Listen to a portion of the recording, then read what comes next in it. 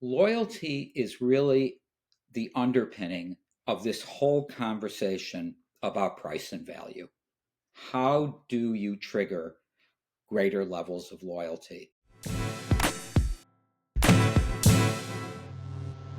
So, Bob, why don't we start at the ground level? When we think about the health of the car wash business, we need to probably first start with the health of the consumer.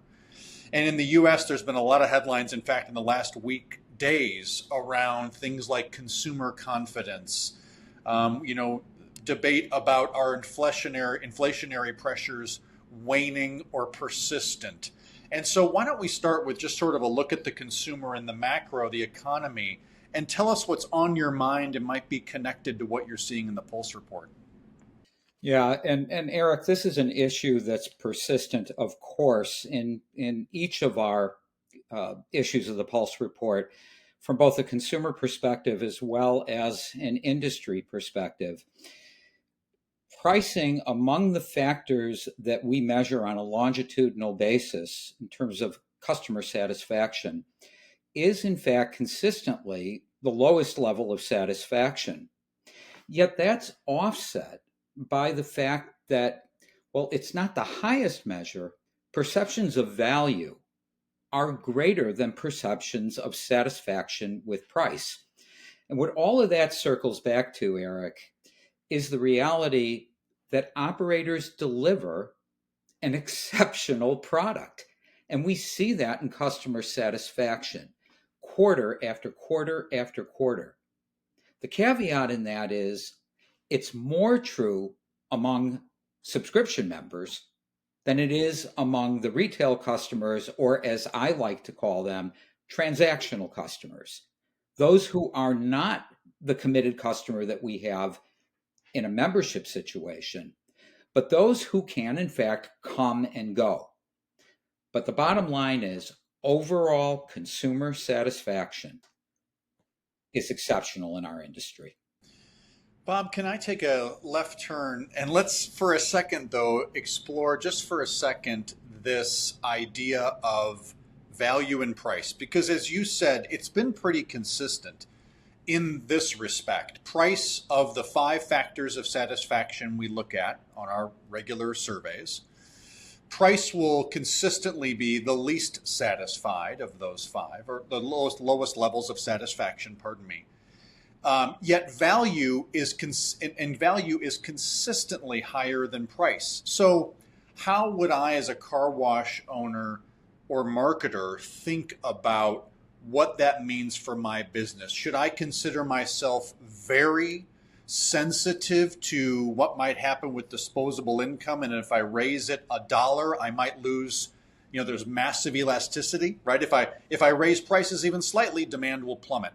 Or because that value is so high, might there be some untapped pricing that could be taken, depending upon, of course, your business situation? Yeah, the question of value has so many different factors that weigh in. And of course, there's the price side of it. But as we've talked time and time again about the rational and emotional balance of the reasons why consumers choose to wash their cars as often as they do at car washes, the fact of the matter is that there's this whole emotional side that we can fuel. It's about the customer experience, and it's within the control of every operator in the industry to look at what that experience is all about. And I don't just mean when they're in line going through the tunnel or pulling into the bay or pulling into a bay to do a self-service job. It's the whole totality of the experience and how we treat our customers to show that they're valued. And in fact, when we look at tactics that help drive new memberships and membership renewals, the number one tactic is the presence of a human being at the point of sale kiosk. People like human interaction. They like to see that their business is appreciated. They like to hear a please and a thank you. And all of that is going into the value equation. So it doesn't need to always be about money, money, money. It needs to be a balance of equitable pricing and the kind of value add that great operators bring to the equation. Thanks for helping me figure that out in my head, Bob. It reminds me, too, I know at Roadmap, our conference back in December in Texas, you used, and I think even in our Q&A, we talked a lot about Chick-fil-A. That's a common comp we use. Chick-fil-A, McDonald's, and where are different car wash businesses in that world? What would car wash businesses be in that set? And the example of Chick-fil-A is, while they are investing heavily in processing capability to move cars through faster and have better technology, they are significantly, it appears to the user, which I'm one of them, that the human element is not the problem. It's a feature, not a bug, right? It's what they want to inject into that value equation beyond price and taste, that there's something about that person that matters. Yeah, there's no question about it. And, the analogy to the QSR industry isn't something that I cooked up as research director at the Car Wash Association. It is a recurring theme that car wash operators talk about. And they're looking for lessons from QSR to be able to apply to the industry. In the Q1 car wash issue of Car Wash Magazine, there's an article that I was privileged to author, and it provides an actual roadmap, a report card of sorts, to look at 5 key principles from QSR, and even more specifically from the most successful of the QSRs, and that is Chick-fil-A, far and away the most successful. But it's a scorecard of 5 different measures and questions to ask yourself about ways to help drive the whole value proposition. And I would really urge readers, those listening into these comments, please have a look at that. There's an incredible roadmap, if you will, of ideas to be able to help strengthen the business, especially at a time when consumer confidence is plummeting. Let me ask one more question related to consumers before moving forward, and that is, I thought it was really interesting, the data that you highlighted in this issue of the Pulse report around the behavior of ex-subscribers, right? So they at one time had a membership subscription. Now they're a transactional customer, but it's not as if they have left as a customer, right? They've not left your ecosystem in terms of the market. And so it makes me think about and wonder, as an industry, a lot of our focus in the past 5+ years has been subscription, member. That is a form of loyalty. That's not the only form of loyalty, right? A customer can be highly loyal and not be a member. And you can debate that there might be healthy balances of both. It's not a zero sum. It's not a loss per se entirely if someone is not a subscriber. So could you talk about that data you found and how you might be thinking about it? Yeah, it's interesting, Eric. The customer that terminates, if you will, or doesn't renew a subscription membership, one can look at them as lost business. Many years ago, I heard this great expression that the most opportune customer of all is the one who just left you. But they're only opportune if you're staying in touch with them, continuing a dialogue, letting them know that they matter, and letting them know that they want you back. So this new piece of learning that you refer to, and this is the first time we've ever asked this question, what we found was that 54% of former members continue to wash their vehicle at the same wash where they had an unlimited membership. So to your point, Eric, they haven't gone away. They're still there. But I ask a question to operators, and that is, what are we doing to communicate with them? What are we doing to express appreciation for their business now, even though it's not a membership? What are we doing to open the dialogue for renewal? And sometimes we know renewals, the decision to either terminate or put a membership on hold can be caused by all kinds of factors that have nothing to do with the quality of the wash. They moved away. They're not going to be in the area as much in a certain period of time. So, staying in touch with these people, having a dialogue with those that are still at your wash, never mind the other 46% that you can create an ongoing dialogue with to bring them back. What are we doing to help reinforce and build loyalty among these folks? Because loyalty, which perhaps we could talk about a little bit more in a moment, Eric, loyalty is really the underpinning of this whole conversation about price and value. How do you trigger greater levels of loyalty? Going just back briefly to that analogy to Chick-fil-A, their loyalty is off the charts. There's a thing called NPS, Net Promoter Score rating. Many operators use this, pervasive in the retail industry. Chick-fil-A's off the charts. Their level of satisfaction is at the highest possible level. There's just a ton to be learned from all of this. But that word loyalty is going to be tested right now more than I think it has in years, with consumer confidence dropping to levels that go back to the lowest level 12 years ago. Yeah, I'm sensing this is an area of exploration for the future. This broadening the aperture of loyalty to think about frequent visitors, loyalty program participants, and then subscribers. Right? There could be different layers of that. But Yeah. okay, Yeah. And Eric, Eric, you had asked that question about what have we tested in terms of driving loyalty. And I went back and I looked at the last 8, 9 Pulse reports, the last 2 years of the Pulse report. On multiple occasions, we have tested different ideas with consumers and also asked retailers what ideas, what tactics, what strategies are most effective in engendering loyalty.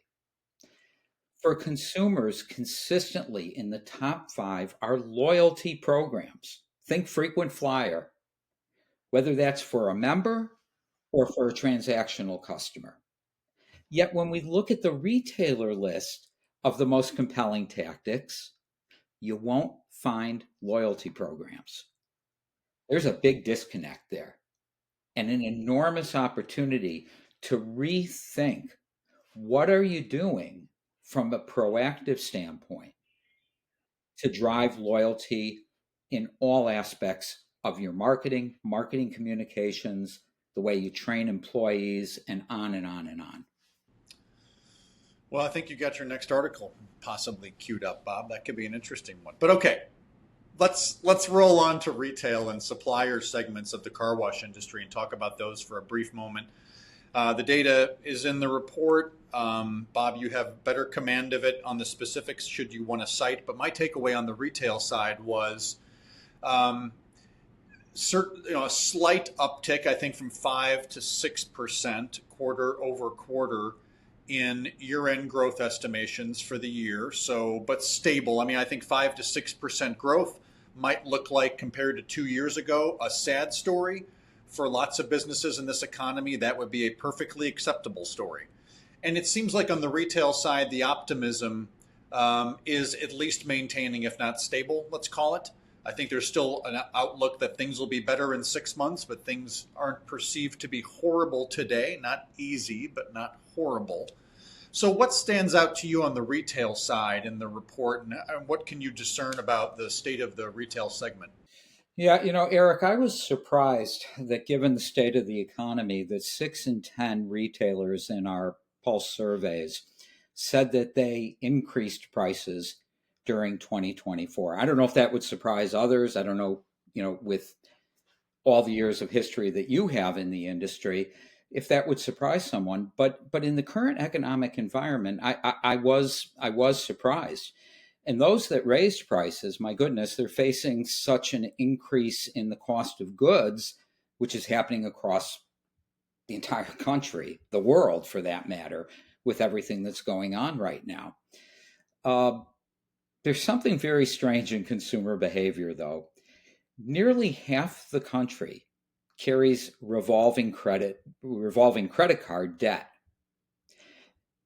And despite this debt, they're spending at higher and higher and higher levels, discretionary spending. So even though there's this tightening that's going on, they're still spending. But the question of taking price increases is a huge one. So Q1 Car Wash Magazine, we talk about it from the standpoint of all that we know about strategies around taking price increase. But now coming up in Q2 in Car Wash Magazine, I'd call everyone's attention to watch for an article that we've authored, and it speaks to analogies across all retail industries.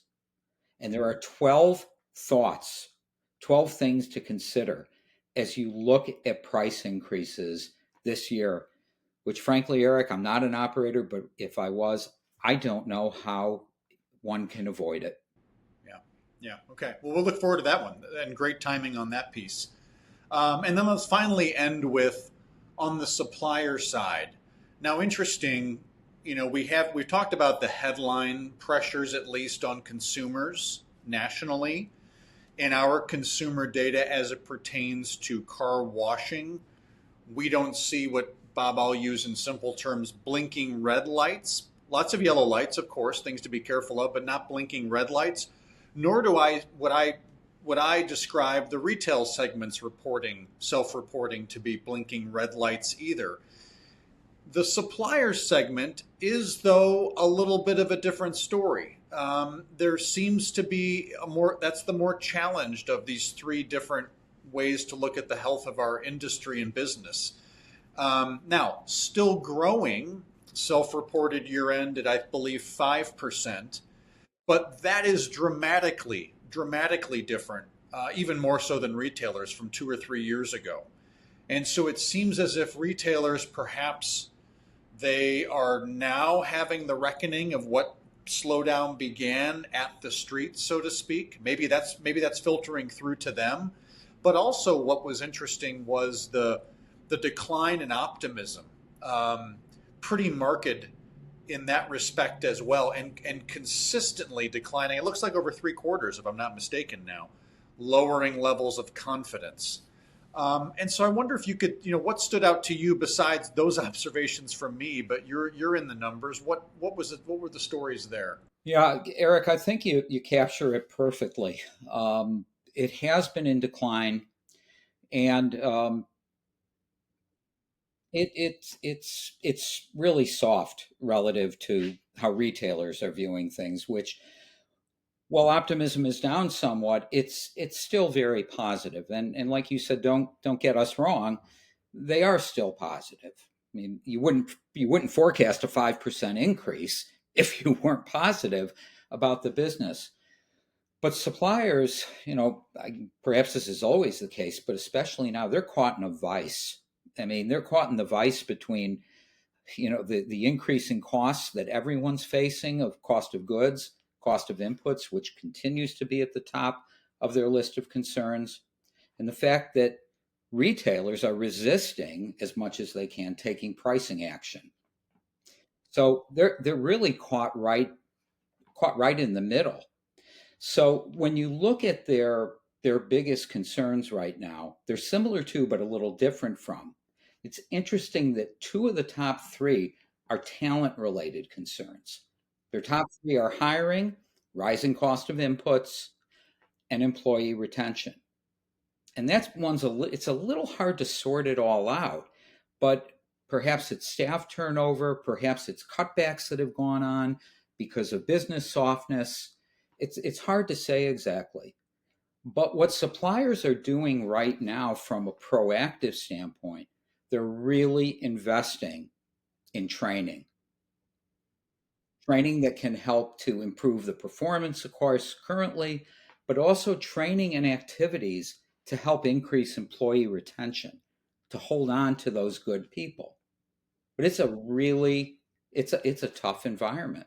Well, Bob, great way to have wrapped this all together with that analysis and idea. And I really appreciate this conversation today and all the work that you put into bringing these insights to us every 90 days. And I hope you'll come back for a conversation again. Eric, thank you for having me today.